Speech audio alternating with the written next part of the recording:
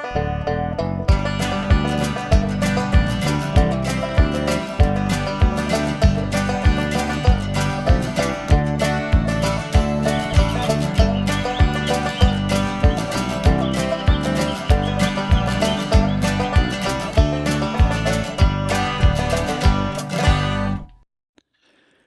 right, this is the episode we've all been waiting for. We're going to print this baby out and see how it turns out.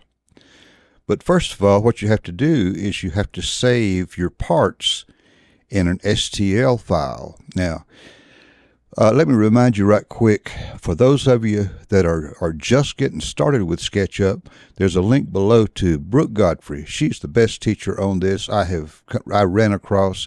Her videos are short and succinct and right to the point, and there's about 30 of them, but you can watch, they're only 3 or 4 minutes long, so you can watch as many as you can keep your mind on, 2 or 3 at a time or 6 or 7 at a time. It took me about 3 or 4 days to get through it, but by the time I got through with her explanations, I came away having a much better understanding of SketchUp. Now, once you get, and also the free copy of SketchUp is still available as of the making of this video over at CNET, and there's a link for that below. And there's also a link to the STL extension. You'll have to go to the extension warehouse and download that, and Google how to install an extension in SketchUp, and it'll come up with easy explanation for how to do that. Okay, once you've done all of that, you'll come over to your file. And then once you put that extension in, you'll see a thing that says Export STL. Okay, now here's the way we're going to have to do this. Come over here to your default tray, and let's turn off. Let's just start by turning off everything. All right, because we're going to print things one at a time. All right.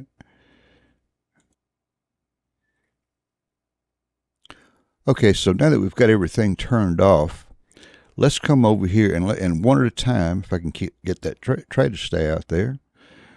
Let's start with our platform, our post, and our cross bracing.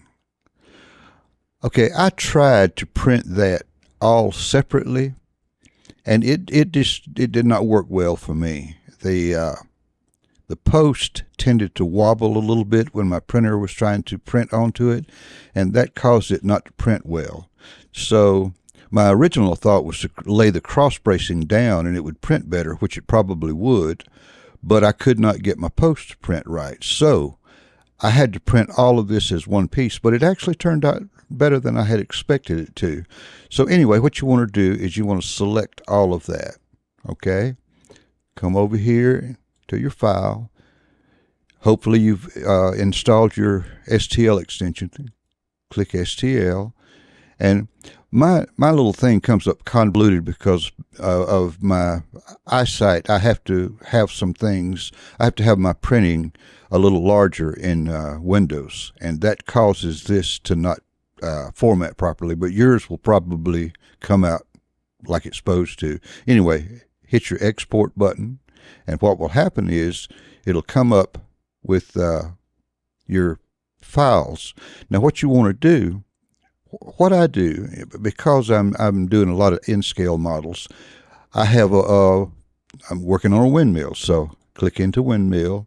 Then I come in here and I will have a folder for print files. All right, I don't have any yet because we're fixing to save those. I'm just going to call this the base. Okay, so let's just call it base, B-A-S-E, and then hit save. Boom. All right, we now have our base. All right, let's click off of that. Come over here and let's turn that off.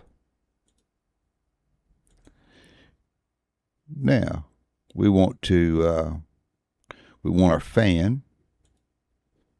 Let's just take that, select it, go over to export STL, export.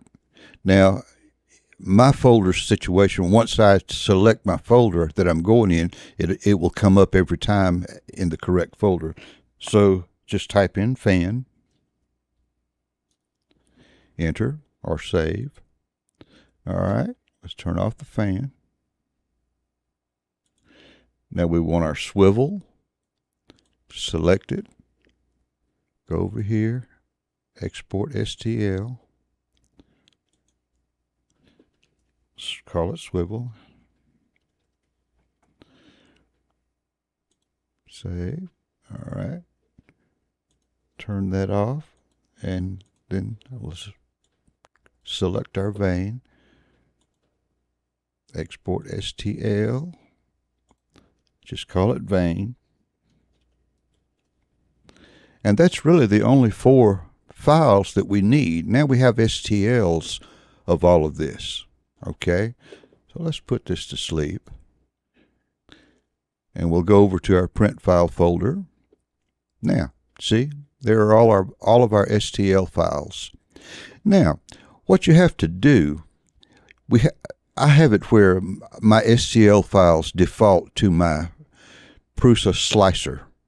We've got to go to that slicer and we've got to make what's called a G-code of each one of these, and then our printer reads the G-code. And here's how we do that. Let's go do our base first. I've got mine set up where all I have to do is click and it will bring me into the slicer. Okay. All right, now if you'll notice, there's our base, right? Okay. Now, let's go in and go. First of all, let's do a save project. Mine will automatically name it for us, and it takes us back to our print file folder. Now yours may be set up different, but be sure you know where you're saving your file so you can get to it. But anyway, hit save. Okay, now when I hit slice now, all right, mine's warning me that it detected print stability issues. So let's do that again. Let's go back over here. I would recommend putting a brim around these legs. There's not just a lot of meat there to attach to your plate. So I'd put a brim on there. Of course, your slicer may be different. You sort of have to know about that. I find that my .15 millimeter quality works really well for most things. We don't need a lot of infill for this. Let's go over to our print settings. In mine, I like the honeycomb. A honeycomb is one of the strongest structures there is. Okay. Also, on my brim, 5 millimeters is good. That's just my selection. Yours may be different. Now, sometimes, let's see what we got here. All right. Okay. Seems to be okay. All right, let's do slice now and see what. Supports. I would say enforcers only. All right, mine comes up, and I always say yes to this.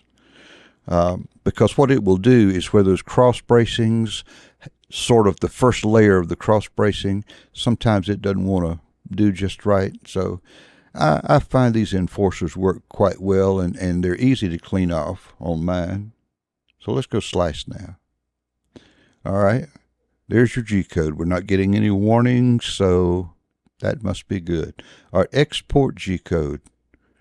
Takes me back to that same folder and go save. Okay. Now, let's go to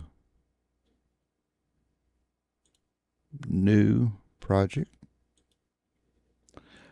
And I'm going to say, it's going to ask me if I want to use these same settings over here. I'm going to say save. Keep. Yours may be different. But anyway, now we can go into our add thing.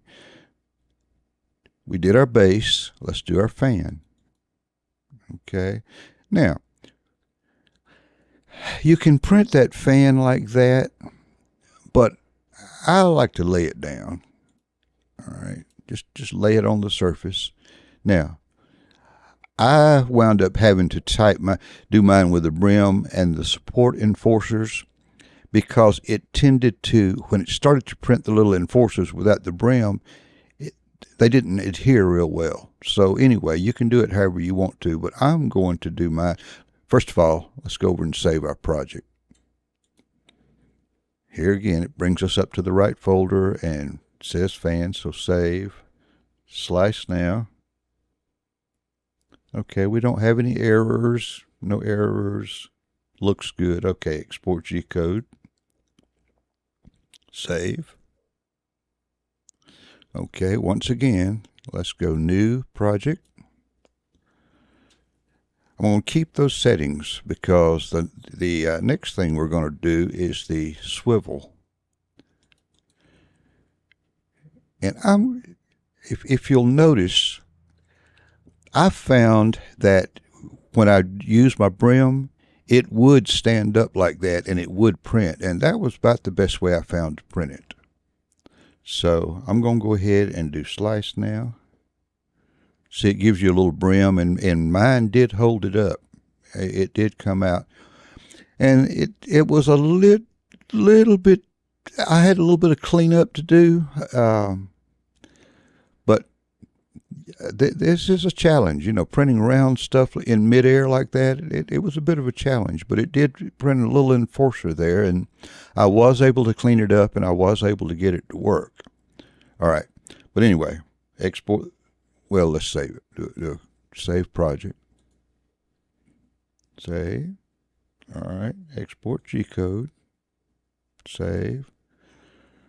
Like I said, mine brings me back to the right folder, so hopefully yours will do the same. All right, one last file. We've got to print the vein. New project. Keep. Now let's go get our vein. This is just how my slicer works. Yours may be different. Now here again, I like to lay it down on the surface. Okay, slice now. Oh, save. Once you save your project, then it knows what folder to save the G-code in. All right. I don't see any problems, no stability problems. Export G-code.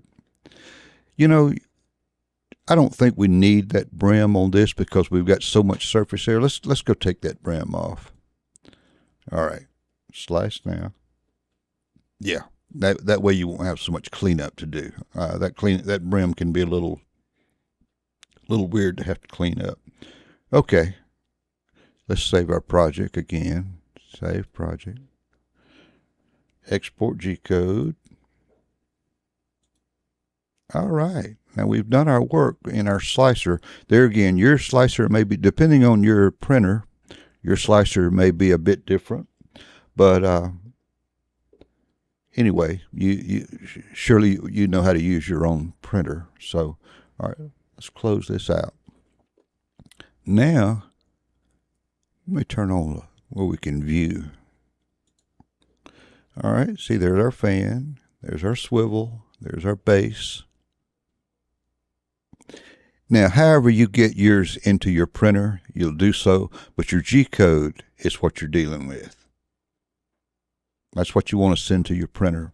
However you send it to your printer, then do so.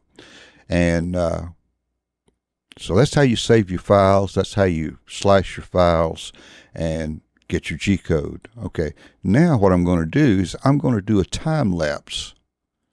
Let's close this out and go back to our, let's turn everything back on so we can.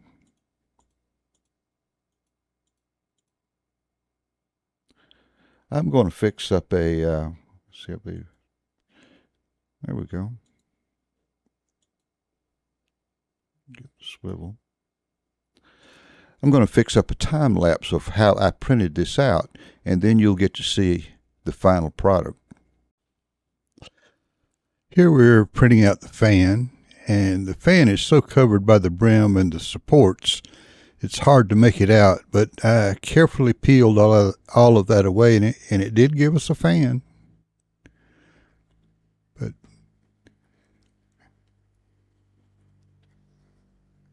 I'm still working on my photography technique for doing these time lapses. These are the first few I've done, so I haven't had a lot of practice doing this yet, but we'll get better at this. That was the swivel that we just did. Now we're working on the vein.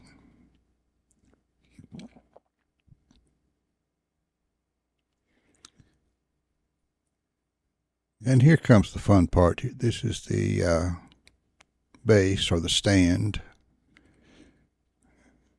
You'll notice I did put a brim around those feet because the posts are not, they don't supply a lot of surface area to adhere to the plate. So I felt like we needed that brim around each foot or each post. But in the overall, I was pleased with the product that we came up with. I mean, you just got to understand how tiny all this stuff is. When you see it in SketchUp, it just looks so big and so, some places just looks overly big. But then when you print it out, it's tiny.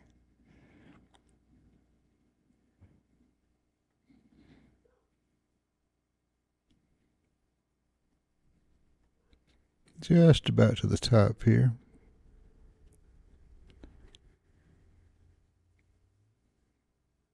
Obviously, this being a time lapse, it's sped up many times. I think it took an hour and a half to print that base,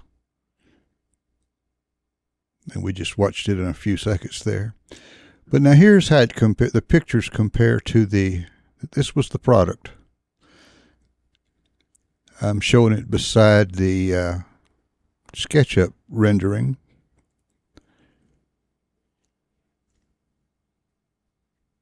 But in the overall, I was pleased with it. It came out kind of nice.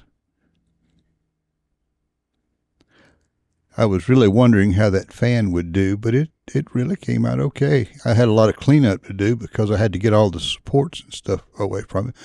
But there's one sort of like the angle of our original print. I hope you've enjoyed this series. We've got some new stuff in the works. We're probably going to do our little vacation cottage, and we've got a little red barn coming. We've got several things. So I hope you're going to stay tuned, and I'll see you on the next series. Thanks for watching.